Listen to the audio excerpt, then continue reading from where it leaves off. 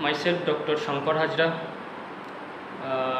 I am doing house stafship in Diamond Harbour Government Medical College and Hospital. আমি একটি video আগে বানিয়েছিলাম, সেটা কোভিডের থার্ড ওয়েভ নিয়ে, বাট ভিডিওটি দেখার পর কিছু মানুষের এমন কিছু কোশ্চেন উঠে এসেছে, যে তার মধ্যে একটি হলো যে ডিপ্রেশান, যে ডাক্তারবাবু আমি ডিপ্রেশানে ভুগছি, কিছু ভালো লাগছে না, কোথাও বেরোতে যেতে পারছি না, একটা সোশ্যাল ডিস্ট্যান্সের মধ্যে থাকতে হচ্ছে, তো মনে হয় আমি ডিপ্রেশানে ভুগছি। তো আমার মনে হলো যে ডিপ্রেশানটা নিয়ে একটু ডিসকাস করা খুব দরকার। ডিপ্রেশান আসলে কি, ডিপ্রেশানের ডেফিনেশান কি, ডিপ্রেশানের সত্যি কি ডিপ্রেশানে ভুগছি আমরা, তার সিমটম কি, তার ডায়াগনোস কি, তারপরে তার ট্রিটমেন্ট কি, এগুলো জানাটা খুব দরকার। তো চলুন একটু ডিপ্রেশান নিয়ে কিছু ইনফরমেশান যদি আমরা জানতে পারি। তো দেখুন, ডিপ্রেশানের ডেফিনেশান হলো যে স্যাডনেস, কোনো কিছু ভালো না লাগা, persistence anxiety, irritability, sleeping problem, suicidal thought, low energy, loss of appetite, খিদে না পাওয়া, ল্যাক অফ ইন্টিমেসি, এগুলো হলো ডিপ্রেশনের লক্ষণ। তো এগুলো যদি হয় তাহলে কি আমি ডিপ্রেশন বলবো? না, তাকে আমি ডিপ্রেশন বলতে পারি না। কেন? ডিপ্রেশন কোনো একটা সিমটম, কি 3-4টে সিমটম, যে সিমটমগুলো আমি বললাম, সেই সিমটমগুলো যদি 3 মান্থ কিংবা 6 মান্থের বেশি থাকে, কন্টিনিউয়াস 3 মান্থ 6 মান্থ ধরে আছে একটা এপিসোড ধরে, তখন আমরা ডিপ্রেশন বলতে পারি। আমি ধরো 2 সপ্তাহ হয়েছে কি 3 সপ্তাহ, 1 মাস, তখন আমি ডিপ্রেশন বলতে পারি না। ডিপ্রেশন একটা রিকারেন্ট এপিসোড, একটা ডিউরেশন আছে, সেটাকে আমরা ডিপ্রেশন বলতে পারি। তো দেখুন, বেসিক্যালি যে ডিপ্রেশন যদি কেন হয় সেটা যদি বলি, তো আমি ছোট একটা এক্সাম্পল দেবো। দেখুন, গাছ তো দেখেছেন, গাছ যে আমরা বাইরে চাষ করি, মাঠে চাষ করি কিংবা খোলা জায়গায় চাষ করি, কিন্তু গাছ যদি কখনো ঘরের মধ্যে রেখে দিই, গাছকে যদি একটা টবে রেখে দিই ঘরের মধ্যে, জানলা দরজা বন্ধ করে, তাহলে কি গাছটা ঠিকঠাকভাবে বেড়ে উঠবে? কী মনে হয়? নিশ্চয়ই না। কেন বলুন তো? বিকজ গাছটা বেসিক যে নিড সেটাও ঠিকঠাক পাচ্ছে না। যেমন ধরুন, জল হয়তো আমরা দিচ্ছি, সেই জলটা ও সঠিকভাবে যেটা নেওয়া উচিত ছিল বাইরে, সেটা পাচ্ছে না।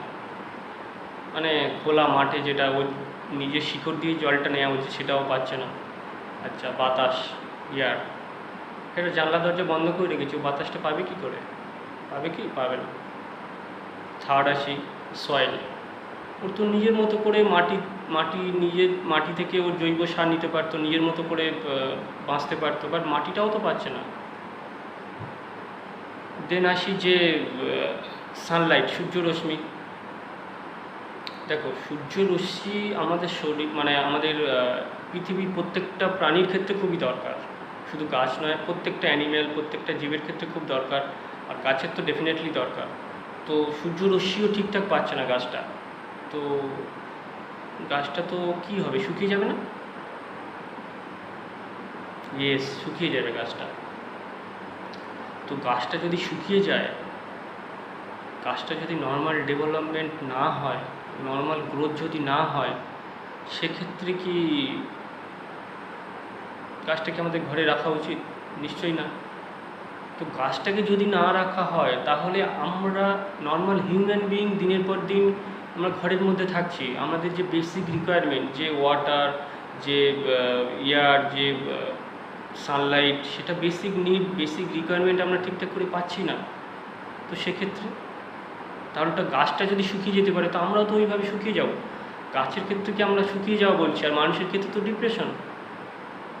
তো একবার ভেবে দেখুন, যে বেসিক যে নিডগুলো, লাইক যেগুলো বললাম আর কি, এই বেসিক নিডগুলো আমাদের ফুলফিল হচ্ছে না, সেটাই কি ডিপ্রেশনের কজ নয়? Think yourself, this is the cause of depression. দেখবেন আমরা যখন হোস্টেল লাইফে থাকি, অনেকেই দেখবেন যে হোস্টেল লাইফ, বন্ধুবান্ধবের সঙ্গে মিশি হয়তো, কিন্তু হোস্টেল লাইফ থেকে আমরা ঠিকঠাক বেরোতে পারি না, পড়াশুনো হোক কিংবা ধরো অন্য কোনো কারণবশত আমি হোস্টেলে থাকি। তো সেক্ষেত্রে কি হয় না, আমরা একটা মানে ফ্যামিলির সঙ্গে ডিটাচ থাকি, তো সেক্ষেত্রে একটা ডিপ্রেশন মনে হতে পারে, মনে হয় আর কি। আমরা সোশ্যালিজম মানে সোসাইটির সঙ্গে টাচে খুব বেশি থাকতে পারি না আমাদের ফ্যামিলির সঙ্গে, রিলেটিভসের সঙ্গে, তো সেগুলো একটা ডিপ্রেশনের কজ। তো এগুলো হলো বেসিক নিড। যদি না ফুলফিল হয়, যদি রিকোয়ারমেন্টগুলো আমরা না পাই, একটা গাছ যদি শুকিয়ে যায় একটা ঘরের মধ্যে থেকে, দেন আমরাও সেই রকমভাবে একটা ডিজিজে সাফার করতে পারি, সেটাকেই বলবো ডিপ্রেশন। এবার সেটার আমি ক্রাইটেরিয়া বললাম যে এই সিমটম, সেগুলো 6 মান্থ আর 3 মান্থ ডিউরেশনের মধ্যে হলে আমরা ডিপ্রেশন বলবো। তো বেসিক্যালি এটাই ডিপ্রেশনের ডেফিনেশান, একটা ডিপ্রেশন কেন হয়, আর ডিপ্রেশন বেসিক রিকোয়ারমেন্ট কী না হলে আমাদের ডিপ্রেশন হতে পারে, যেটা ন্যাচারালি আমাদের ডিপ্রেশন মানে ন্যাচারালি জিনিসগুলো মানে যে থিংসগুলো আমাদের দরকার না হলে আমরা ডিপ্রেশনে সাফার করতে পারি, এগুলো বললাম। অ্যান্ড দেন আসি যে ডিপ্রেশনের সিমটম।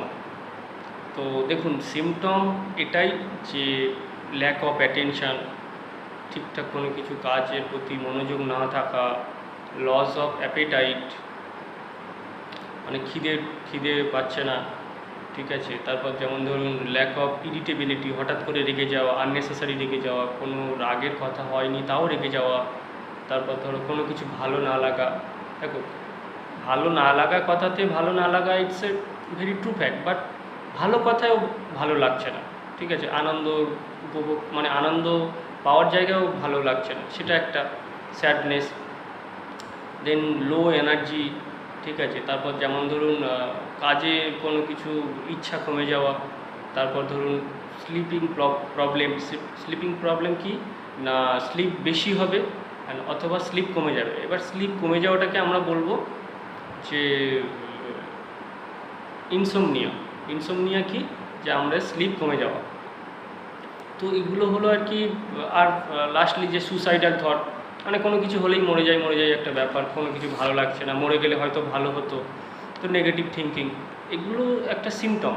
বাট এই সিমটমগুলো থাকলে যে ডিপ্রেশন হবে এমন নয়, এটার একটা ডিউরেশন আছে 3 মান্থ অর 6 মান্থ, সেটাকে আমরা ডিপ্রেশন বলবো। এবার দেখুন, ডিপ্রেশন আরও একটা কজ আছে, মানে ডিপ্রেশনের একটা কজ যদি বলেন, সেটা বলবো যে ডিপ্রেশনের লাইক থিঙ্কিং। দেখবেন আমাদের মাথার মধ্যে অনেক সময় একটা থিঙ্কিং বারবার আসে, আমরা বারবার সেটাকে নিয়ে রিসাইকেলিং করতে থাকি। লাইক ধরুন এখন যে করোনার সময় আমরা হ্যান্ড ওয়াশ নিয়ে ভাবি যে ঠিক হলো তো, হাতটা ঠিকঠাক করে ধুলাম তো, হাতে কিছু লেগে নেই তো, করোনা হলে কি হবে না হবে, কত মানুষ মারা যাচ্ছে, আবার গিয়ে ধুয়ে আসি। এটা একটা ওভার থিঙ্কিং। তো একটা কাজ বারবার করে করা, সেটাকে আমরা বলি ওসিডি, অবসেসিভ কম্পালসিভ ডিসঅর্ডার। তো এটা একটা ডিপ্রেশন মানে একটা সাইকিয়াট্রির একটা ডিজিজ আর কি। তো যেটা বলছিলাম আর কি, ওভার থিঙ্কিং কী হয়, আমাদের রেকারেন্টলি ওভার থিঙ্কিং, একই জিনিস বারবার রিসাইকেলিং হয়ে মাথার মধ্যে আসা। তো তাতে করে কি হয়, আমাদের অ্যাংজাইটি ক্রিয়েট হয়। তো আমাদের নর্মালি এক্সামের আগে একটু অ্যাংজাইটি হয়, নর্মাল কোনো কিছু অ্যাপিয়ারেন্সের আগে পারফরমেন্স প্রেশার হয়, সেটা একটা অ্যাংজাইটি আছে। তো এই অ্যাংজাইটি থেকে আমরা কি হয় না, অ্যাংজাইটিকে যদি আমি নিজে থেকে কন্ট্রোল না করতে পারি, সেক্ষেত্রে কি হয়, অ্যাংজাইটি, তারপর মানে ওভার থিঙ্কিং, দেন অ্যাংজাইটি, দেন আসি যে মাইল্ড একটা ডিপ্রেশন। অ্যাংজাইটি হয়ে গেল, এক্সাম আমার হয়ে যাওয়ার পরে 1-2 সপ্তাহ পরে অ্যাংজাইটিটা কমে গেল, কিন্তু একটা মাইল্ড একটা ডিপ্রেশন চলে এলো। তো আমরা সেটাকে খুব বেশি মানে গুরুত্ব দিই না, সেক্ষেত্রে তারপর মাইল্ড থেকে আবার কখনো অ্যাংজাইটি, সেটাকে আমরা গুরুত্ব দিই না, সেটা মডারেট হয়ে গেল। তারপর কি হলো, মাইল্ড মডারেট অ্যাংজাইটি, দেন সিভিয়ার ডিপ্রেশনে কনভার্ট হয়ে গেল। এটা হলো একটা মানে অ্যাংজাইটি থেকে ডিপ্রেশন হওয়ার একটা মানে আর কি ওয়ে, এটা হয় আর কি নর্মালি। তো আমাদের কি করা উচিত, অ্যাংজাইটির জন্য, অ্যাংজাইটি তো মেন কজ কি থিঙ্কিং, সেই থিঙ্কিংটাকে যদি আমরা কন্ট্রোল করতে পারি, বারবার একই জিনিস মাথার মধ্যে আসছে, তখন আমাদের কি করা উচিত না, যে থিঙ্কিংটা আছে জাস্ট একটা থিঙ্কিং এসছে, যেমন ধরো যে আমি অনেকের একটা এক্সাম্পল, লাইক এক্সাম ভালো দিতে পারবো তো, এক্সাম প্রিপারেশান আছে, এক্সামের হলে আগে পৌঁছাতে পারবো তো, তো যদি রেজাল্ট খারাপ হয়, যদি ভালো কিছু না করতে পারি, বাড়িতে কি বলবে, বন্ধুরা কি বলবে, তো এই একটা আননেসেসারি থিঙ্কিং, যে থিঙ্কিং একদম মিনিংলেস, তো এই থিঙ্কিংটা থাকে। তো এই থিঙ্কিংগুলো আমি বলবো যে এই থিঙ্কিংগুলোকে প্রিভেন্ট করা যায়, সেটারও সেটারও প্রসিডিওর আছে, সেটা সাইকোথেরাপি বলা হয়, সাইকিয়াট্রির একটা বেশ হিউজ একটা পার্ট। তো আমাদের সাইকিয়াট্রি স্যারেরা, সাইকিয়াট্রি ডক্টররা জানেন ভালো, এগুলো পরে আসছি। বাট অ্যাংজাইটি প্রিভেন্ট করার জন্য কি করতে হবে না, আমরা যে বারবার যে মাথার মধ্যে থিঙ্কিংটা আসছে সেটাকে কাউন্টার আর কোপা মেকানিজম আছে, সেটাকে বন্ধ করতে হবে। দেখো, প্রথমে যখন অ্যাংজাইটি আসছে, একটা থিঙ্কিং আসছে, ম্যাক্সিমামটা তো থিঙ্কিংটাই তো আমার ওভার থিঙ্কিংটা তো আমার অ্যাংজাইটির কজ। তখন আমি থিঙ্কিংটাকে পজ দেবো, থিঙ্কিংটাকে জাস্ট ভাববো যে থিঙ্কিংটা কেন হচ্ছে, হয় সেই থিঙ্কিংটাকে ধরবো, একটা থিঙ্কিংকে আমি ধরবো যে এটা কেন হচ্ছে, এটাকে ধরলাম। ধরার পরে কি করব না, ধরো আমার এক্সাম খারাপ হলে কি করব, একটাকে ধরলাম, ঠিক আছে, কেন হচ্ছে, এটাকে পজ দিয়ে আমি কি করব না, থাউজেন্ড থেকে আমি উল্টো দিকে গুনতে শুরু করব, অপোজিট ডিরেকশানে, লাইক 1000, তারপর 999, 998, 997, তারপর ধরো 90, 97 পরে আসছে 96, 95, 94, 93, 92, 91, 90, 89, 88, 87, 87 পরে 86, 85। তো তাতে করে কি হচ্ছে, আমি যে থিঙ্কিংটা ছিল আমার মাথার মধ্যে, সেই থিঙ্কিংটা আস্তে আস্তে ওটা চলে যাবে, থিঙ্কিংয়ের ব্রেক হবে, ঠিক আছে। তো এটাই আর কি, যে উল্টো দিক থেকে গুনে আসা, এটা একটা কোপা মেকানিজম বলে। তাতে করে আমার থিঙ্কিংটা কমে যাবে, ওই থিঙ্কিংটা থাকবে না, রেকারেন্ট থিঙ্কিং। তাতে করে আমার অ্যাংজাইটি কমে যাবে, অ্যাংজাইটি কমে গেলে মাইল্ড মডারেট অ্যাংজাইটিটা আর থাকবে না, আর পরে গিয়ে সিভিয়ার ডিপ্রেশনটাও হবে না। এটা একটা কোপা মেকানিজম শেয়ার করার চেষ্টা করলাম, সাইকোথেরাপির একটা পার্ট। তো এটা একটা ডিপ্রেশনেরও একটা বিশাল বড় একটা আর কি ট্রিটমেন্ট। দেন আসি যে পেশেন্ট ধরো সাইকোথেরাপি করেও হচ্ছে না, সেক্ষেত্রে কি করব। সেক্ষেত্রে মেডিটেশান আছে, এক্সারসাইজ আছে, ফ্রি হ্যান্ড এক্সারসাইজ আছে, নর্মাল ওয়ার্কআউট করা যেগুলো আমরা জিমে গিয়ে করি সেটা আছে, নিজের ডায়েট চেঞ্জ করতে হবে, স্লিপ সাইকেল চেঞ্জ করতে হবে। স্লিপ সাইকেল অনেক রকমের আছে, র্যাম স্লিপ আছে, নন র্যাম স্লিপ আছে। সেক্ষেত্রে স্লিপ এক্সারসাইজ বলে একটা পার্ট পাওয়া যায়, একটা টার্ম আছে, যে যেমন ধরুন স্লিপে কি করতে হয়। দিনের বেলা আমি একটু কম ঘুমাবো, দিনের বেলা কোনো ন্যাপ নেব না। দিনের বেলা ধরুন একটু জাস্ট বসলাম, একটু হালকা কিছু কাজ করলাম, ঘুমাতে গেলাম না। তাতে করে কী হবে, রাতের ঘুমটা আমার বেশি ম্যাক্সিমাম পরিমাণটা হবে, বাট দিনের বেলা আমাকে না ঘুমালে আর কি বেটার হয়। তো এটাই আর কি, যে স্লিপিং প্রবলেমটা আর থাকবে না রাতে, ঠিক আছে। কিংবা যেমন ধরুন রাতে অনেক মানুষ বেশি করে জল খায়, তো তার জন্য টয়লেট যেতে হয়, তো এগুলোকে অ্যাভয়েড করা উচিত। রাতে আমি হেভি মিল খেলাম না, ঠিক আছে। আর যেসব যাদের অ্যাংজাইটি হয় তারা একটু লো ক্যালোরি খাবার খেলে ভালো হয়। তো এগুলো আর কি একটু মেনটেন করতে হয়।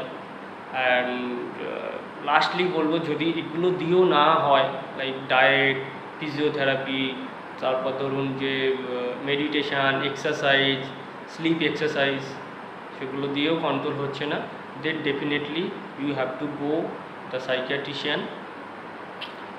তিনি আপনার এটাকে বেশ ভালো করে বুঝবেন।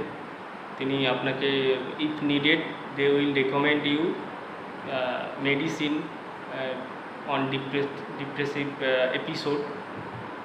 So please, if you think this is not possible to take cope-up mechanism, then definitely go to the psychiatrician and consult with them, এটাই বলার।